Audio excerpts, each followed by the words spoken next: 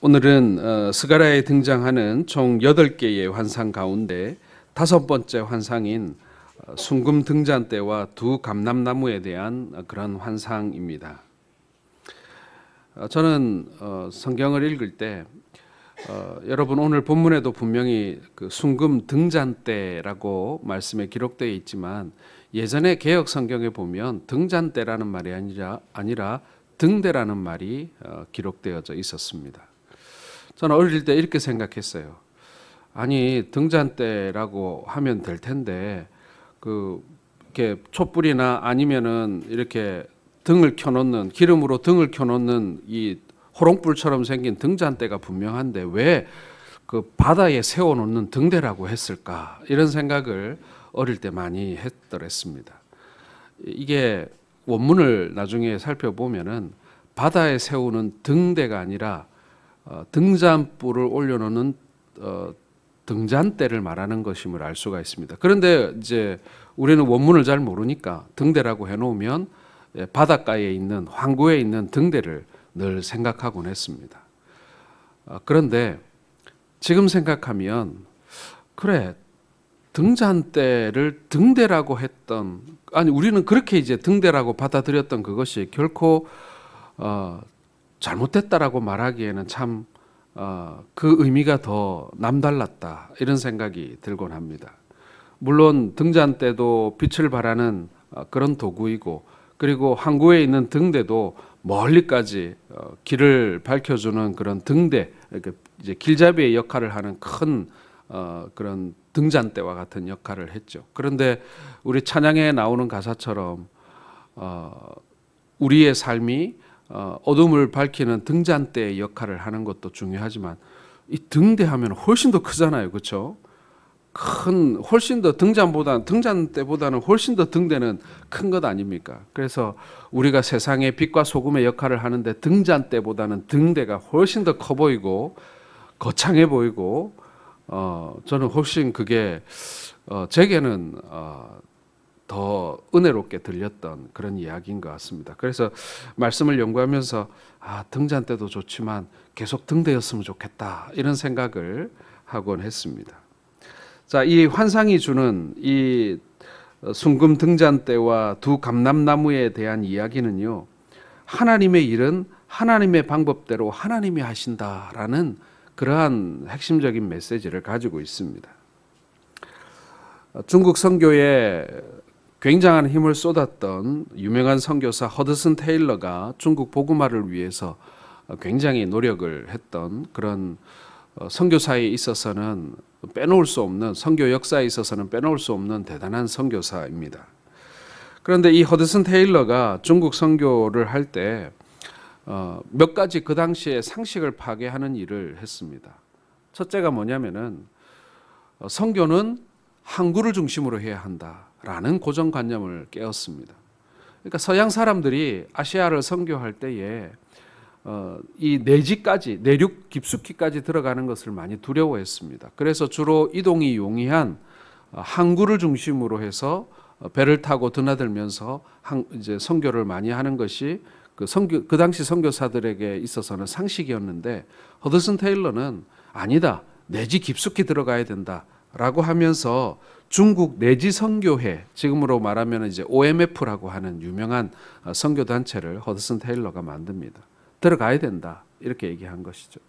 또 한 가지는 뭐냐면은 이 사람은 중국인들에게 선교하기 위해서 중국 사람처럼 우리가 살고 먹고 입을 필요가 있다라고 생각해서 허드슨 테일러는 그 당시 청나라 사람들처럼 변발을 하고 그리고 호복을 입었다. 그러니까 청나라 사람들의 복장을 하면서 선교를 했다라는 것입니다.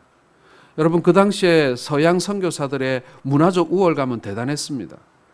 도리어 서양의 문화와 기독교를 동일시할 정도로 그런 분위기였는데 이 허드슨 테일러는 서양의 문명, 그 문화를 벗어던지고 그 중국인들의 눈높이에서 복음을 전했던 그런 사람이라는 것입니다.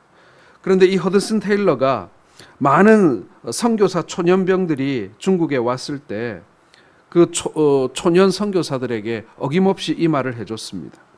하나님의 일을 하고자 하는 사람은 먼저 하나님의 방법으로 일하는 것을 배워야 한다. 이렇게 말입니다.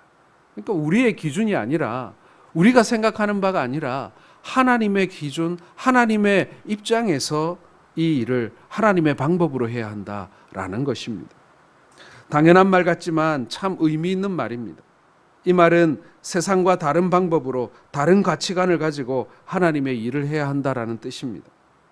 물론 우리는 일을 할 때 세상의 경영 방식이나 기술을 배울 필요도 있습니다.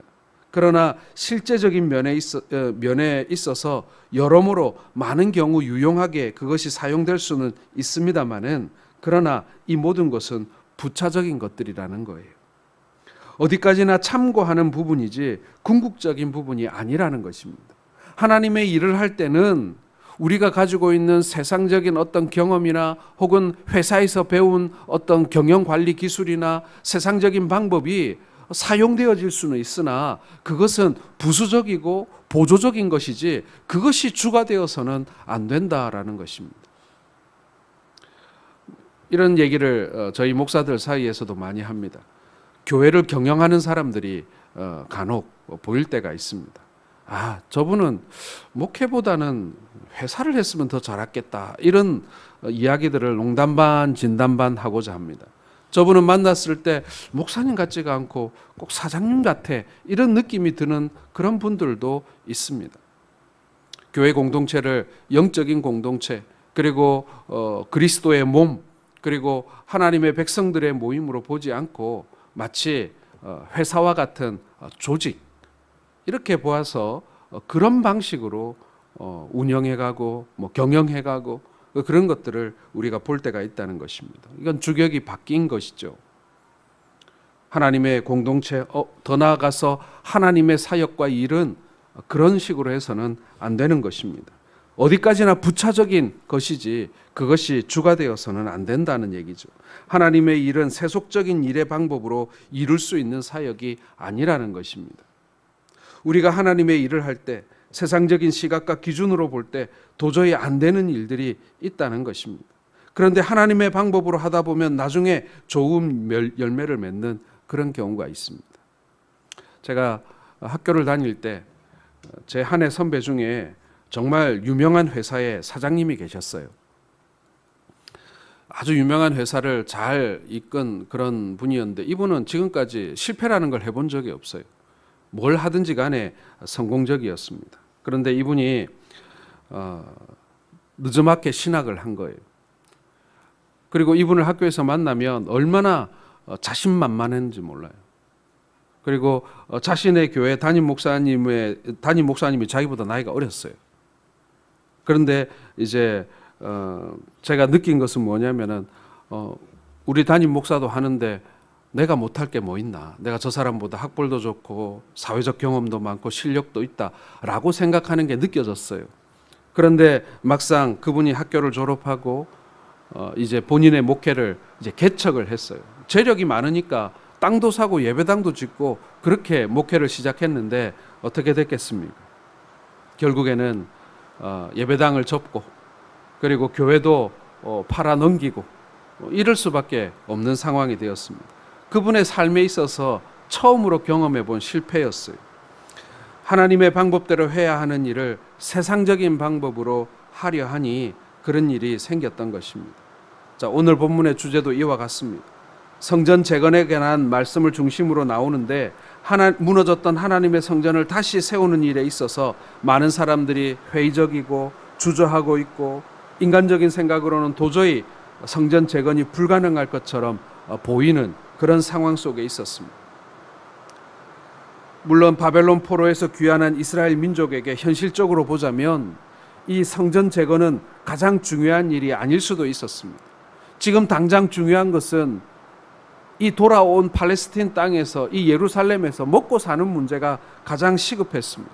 그래서 사람들은 자기의 집을 먼저 지어야만 했고 예루살렘에 모여서 예루살렘 성전을 짓는 일에 힘쓰기보다는 다 자기 조상들의 땅으로 지방으로 내려가 가지고 자기 땅을 챙기는데 급급했다라는 것입니다. 자, 그들을 향해서 하나님께서는 나의 일을 해라, 내 방법대로 나의 일을 하라 라고 오늘 이 환상을 이스라엘 백성들에게 보여주고 있는 것입니다. 오늘 말씀에 살펴보면 첫 번째로 순금 등잔대가 등장합니다. 오늘 환상에 등장하는 이 순금 등잔대는 이스라엘 백성을 상징하고 이스라엘 백성들을 대표하는 것입니다. 이 순금 등잔대는 성경 곳곳에서 나오는데 출애굽 시절, 왕정 시절 하나님의 성전과 성막 안에 있던 7 금초대를 생각해 볼 수가 있습니다. 또 신약에 보면 요한계시록 1장 20절에도 7 금초대가 등장합니다. 금초대는 구약에서는 보통 이스라엘 백성들을 상징하고 신약에서는 하나님의 교회와 성도들을 상징합니다. 쉽게 말해서 하나님의 백성들을 상징하는 것이 이 순금 등잔대인 것이죠. 자, 그렇다면 하나님의 백성에 이 맡겨진 사명이 무엇입니까? 이 등잔대가 단순히 하나님의 백성들을 상징하기도 하지만 그들의 사명과 역할에 대한 상징이기도 한 것입니다. 왜냐하면 등잔대가 뭘 합니까, 여러분? 빛을 발하지 않습니까? 이 등잔대가 백성들만을 상징하는 뿐만 아니라 이 등잔대의 기능은 다른 사물을 백성에게 빗대지 않고 등잔대를 비유한 것은 왜 그렇습니까? 이들이 빛을 발하는 존재이기 때문에 그렇다라는 것입니다. 하나님의 백성의 사명은 하나님의 빛을 발하는 것입니다. 찬송가 510장 하나님의 진리 등대 길이 길이 비추세라는 찬양이 있지 않습니까? 하나님의 진리 등잔대보다는 하나님의 진리 등대 하는 게 더 빛이 좀 커 보이고 멀리 갈 것 같지 않습니까? 하나님의 복음, 하나님의 영광의 빛을 사람들에게 비치는 존재가 바로 그리스도인들이라는 것입니다. 너희는 세상의 빛이라고 예수님이 복음서에 말씀하시지 않았습니까? 본래 빛은, 진정한 빛은 예수님입니다. 그분이 세상의 참 빛입니다. 그래서 예수님과 연합된 모든 그리스도인들은 예수님의 빛을 드러내야 될 책임이 있는 것입니다. 그래서 여러분, 나를 빛내는 것이 아니라 내 삶의 빛 대신 예수 그리스도를 우리가 세상에 전하는 그런 존재다라는 것이죠. 그리고 오늘 본문에 나오는 이 감람나무는 어떤 의미가 있는가 하면 이 감람나무 오른편과 왼편에 감람나무 기름이 담겨 있는 그릇이 등장합니다. 감람나무의 기름은 등잔에 불을 지피는 연료입니다. 이 등잔대에 불을 켜고 그 불이 지속적으로 비치기 위해서는 이 감람나무 기름이 필요하다라는 것입니다. 이 기름을 공급받는 이 등잔대는 지속적으로 빛을 발할 수 있습니다. 자, 하나님의 백성들이 이 순금 등잔대가 빛을 비추는 것처럼 지속적으로 빛을 비추기 위해서는 바로 우리에게도 기름이 필요하다라는 이야기입니다.